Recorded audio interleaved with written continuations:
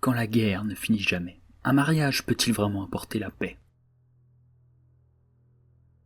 Cette histoire se déroule des générations avant la lumière des Jedi. C'est une période d'exploration. Les Jedi voyagent dans la galaxie, améliorant leur compréhension de la Force et des mondes qui y sont reliés. La République, dirigée par 2 chanceliers, cherche à unifier les planètes dans une communauté galactique en pleine expansion. Sur les planètes jumelles d'Eiram et d'Erono, 5 ans de conflit intensifiés par la rivalité et les ressources limitées menacent de s'étendre.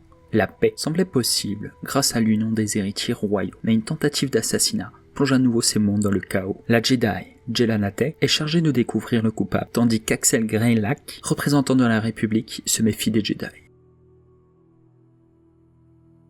Le conflit entre les 2 planètes a impliqué plusieurs guerres. C'est pourquoi il a également été appelé la guerre éternelle, une guerre sans fin. Le monarque d'Erono intensifia la guerre contre Eiram après la mort de son fils, Nico Albaran, croyant à tort que la reine d'Eiram l'avait tué, alors qu'il s'était en réalité noyé lors d'un accident tragique.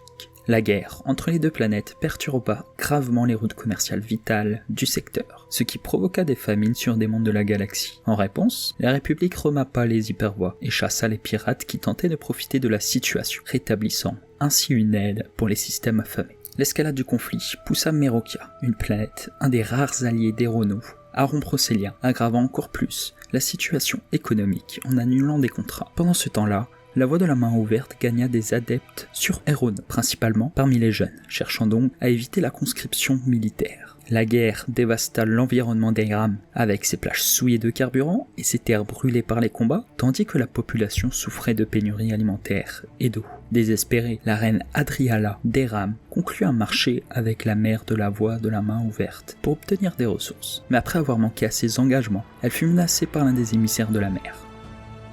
5 ans après la reprise du conflit, une tentative de cessez-le-feu fut sabotée par la mer, qui ordonna à Serena de manipuler un chasseur de l'escadron TIE pour compromettre les négociations. Malgré le sabotage réussi et une escarmouche entre les forces d'Eiram et d'Erono, le cessez-le-feu finit par tenir. Xiri Albaran, princesse héritière d'Erono et capitaine de l'escadron TIE et Fan Tunzen, prince d'Eiram, étaient tous 2 engagés dans la guerre acharnée, qui opposait leurs planètes respectives depuis 5 ans. C'est ainsi qu'en 382, avant la bataille de Yavin, lors d'un sommet organisé par la République Galactique et l'Ordre Jedi, ils décidèrent de se marier dans l'espoir de mettre fin à ce conflit dévastateur et d'apporter la paix à leur monde. Cependant, l'intervention de la voie de la main ouverte dans la signature du traité sur la lune de Jedha ralluma les tensions, déclenchant ainsi la bataille de Jedha. En découvrant que la voie avait orchestré la guerre pour semer le chaos, les peuples d'Eiram et d'Erono s'unirent contre leur ennemi commun. Ainsi, leur rêve d'union pacifique fut brisé lors de la bataille de Jedha, les laissant donc confrontés aux conséquences d'une trêve avortée.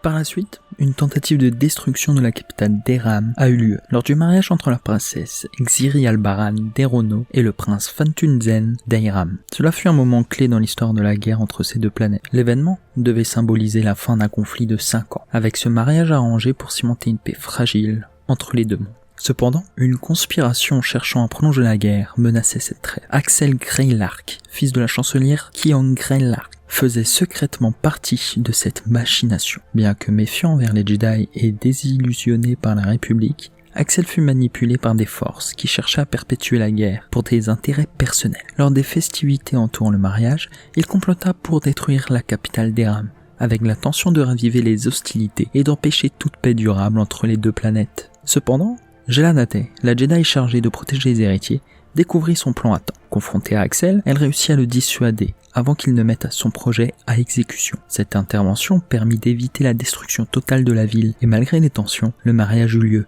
ouvrant la voie à une éventuelle réconciliation entre Eiram et Erono. Axel fut finalement arrêté pour sa trahison, mettant fin à cette tentative désespérée de prolonger le conflit planifié en intégralité par la voie de la main ouverte. À la suite de ces événements, Axel fut arrêté et Nateh reçut son vaisseau, l'Evantide, avant de choisir de devenir une cheminante Jedi pour répondre à l'appel de la Force.